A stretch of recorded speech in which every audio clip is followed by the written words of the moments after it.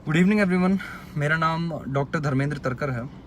Covid की second wave में लोग बहुत परेशान हैं, मॉर्टिलिटी बहुत ज़्यादा है, सबको पता है, सब न्यूज़ देख रहे हैं। मैं आपको बताऊंगा डॉक्टर्स के साथ क्या हो रहा है, ये किसी को नहीं पता, कोई जानना भी नहीं चाहता। मेरे पास 15 दिन पहले एक फ़ोन आता है, बहुत दूर के रिलेटिव है, कि हमारे पास एक पेशेंट है, हमारे घर में है, 60 ईयर्स के हैं, बहुत सिक हैं, हालत ख़राब हो रही है, क्या करें।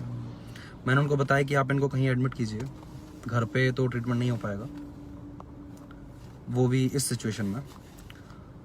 तो वो उन्हें जहाँ हॉस्पिटल में मैं काम करता हूँ वो वहाँ ले आए कि आप इनको यहीं एडमिट कीजिए, बाकी हमें कहीं बेड का अरेंजमेंट नहीं हो पा रहा, कहीं कोई बेड नहीं दे रहा। वो यहाँ हॉस्पिटल में आ गए, 72% सेचुरेशन पे आए थे, कंडीशन उनकी ख़राब थी, बिगड़ती ही जा रही थी। उनको बताया कि शायद इन्हें इंट्यूबेट करना पड़ेगा, वेंटिलेटर पर लेना पड़ेगा। उन्हें बताया गया, कंडीशन और बिगड़ती गई, अल्टीमेट वो इंट्यूबेट हो गए। इंट्यूबेट होने से पहले मैंने उनको बताया था कि अगर ये इंट्यूबेट होते हैं, वेंटिलेटर पे जाते हैं, तो आगे की क्या प्रोग्नोसिस रहेगी, बचने के कितने % चांसेस हैं, सब कुछ बताया गया। उन्होंने कहा कि ठीक है, आप करिए, आगे का हम देखते हैं। इंट्यूबेट हो गए, 10 दिन तक वो इंट्यूबेट रहे, सब कुछ किया उनके लिए जितना मैं कर सकता था। HOD जो थे, सब कुछ बताया गया, मेरे पर्सनल पेशेंट हैं, प्लीज़। सब ने बहुत किया, उस हॉस्पिटल में जितना हो सकता था उतना सब ने किया, बहुत ज़्यादा एफर्ट्स लगाए। डॉक्टर्स की टीम से लेकर नर्सिंग स्टाफ तक, ईच एंड एवरी वन, सब ने उनका बहुत ध्यान रखा, बहुत कोशिश की। लेकिन सारी चीज़ें आपके हाथ में नहीं, आप भगवान नहीं हो। बहुत ज़्यादा लंग्स डैमेज हो चुके थे, फाइब्रोसिस बहुत ज़्यादा हो चुकी थी। उनके 10-11 दिन वेंटिलेटर पे हो गए। उसके बाद AKI होने लगा उनको, उनकी यूरिया बढ़ने लगा, क्रिएट बढ़ने लगी। उनको बताया मैंने कि यूरिया क्रिएट बढ़ रही है, शायद इनको डायलिसिस की ज़रूरत पड़ने लगेगी, हालत ख़राब हो रही है। बताया गया कि अब इनका बचना बहुत मुश्किल है, कोशिश कर रहे हैं, बट स्टिल कुछ नहीं कह सकते। आपको पता है कोरोना में क्या हालत हो रही है, आप किसी पेशेंट की 1% गारंटी नहीं ले सकते। उन्होंने कहा कि चलो ठीक है, अब हम इनको यहाँ से दूसरे हॉस्पिटल में ले जाएंगे, जो डॉक्टर हमारे नोन हैं, हम उनके यहाँ ले जाएंगे और उनके हमें रखेंगे। वो उनको यहाँ से ले गए। रात के 12 बजे मैंने डिस्चार्ज कराया, मेरी ड्यूटी नहीं थी, सिर्फ उनके लिए आया था। दूसरे हॉस्पिटल में जब वो चले जाते हैं तो वहाँ उन्हें वेंटिलेटर वो लोग नहीं देते। उनके हाथ में थमा दिया गया एम्बू बैग, पूरी रात वो एम्बू करते रहे, कोई वेंटिलेटर नहीं दिया, और मॉर्निंग में वो ख़त्म हो जाते हैं। अब कहानी शुरू होती है उससे आगे क्या हुआ, उससे आगे सारा ब्लेम उनके जाने का जो भी हुआ वो मेरे सर पे आ जाता है। बातें यहाँ तक आ जाती हैं कि उनको मैंने मारा, मैंने पैसे के लालच में उन्हें मारा। मैं उस हॉस्पिटल में काम करता हूँ, वो हॉस्पिटल मेरा नहीं है, तो पैसे का मुझे क्या फ़र्क पड़ेगा, मतलब वो कितना वहाँ बिल पे करते हैं, क्या होता है, वो मेरे पास कैसे आएगा। इसको छोड़ देते हैं। फेसबुक पे बहुत जगह पोस्ट डाली गई कि उस हॉस्पिटल में ऐसा हुआ, उस डॉक्टर ने हमारे साथ ऐसा किया, और मेरा नंबर डाल दिया जाता है वहाँ। मेरे पास सुबह से 100-200 कॉल आ चुके हैं कि गोली मार देंगे और पता नहीं क्या क्या कर देंगे। तो सिचुएशन ये है दोस्तों कि आप कुछ भी कर लो, आप इन लोगों के लिए कुछ भी कर लो।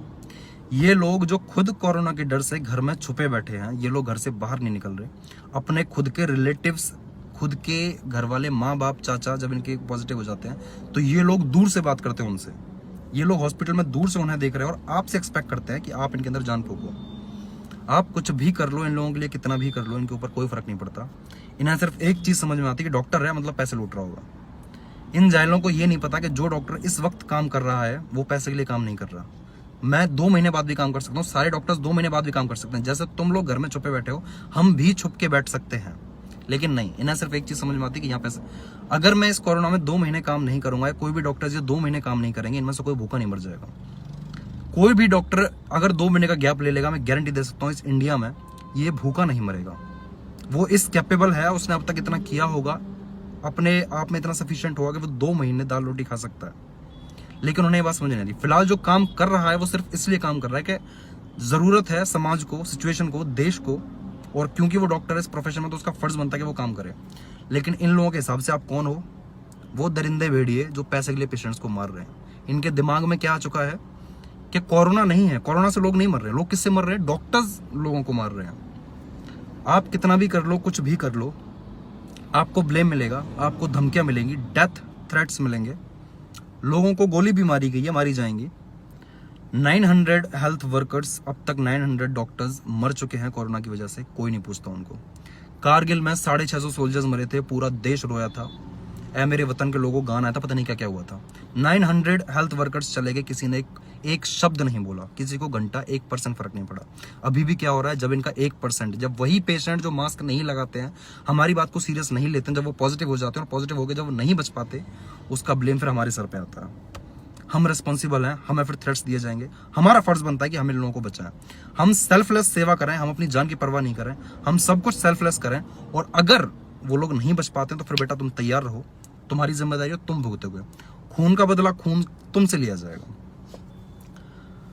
मुझे घंटा फर्क नहीं पड़ता इन लोगों से, मुझे घंटा किसी से डर नहीं लगता, अपनी ऐसी तैसी करें साले। पर भाइयों मैं तुम लोग को समझा रहा हूँ, अगर तुम सोच रहे हो कि तुम सेल्फलेस काम कर रहे हो और तुम्हें बहुत बड़ा अप्रिशिएशन यहाँ मिलने वाला है, इस बात को अपने दिमाग में रख के चलना कि कोई अप्रिशिएशन घंटा कुछ नहीं मिलेगा। ये ऐसी लायक हैं, ये डिजर्व नहीं करते इतना हमारा खून पसीना। काम करते रहो, हम भी काम कर रहे हैं, मैं भी कोई काम करना नहीं छोड़ दूँ, कोई काम करना नहीं छोड़ देगा। ये तो जिंदगी का पार्ट है, हम इस प्रोफेशन में हैं, पूरी जिंदगी क्रिटिसिज्म मिलेगा।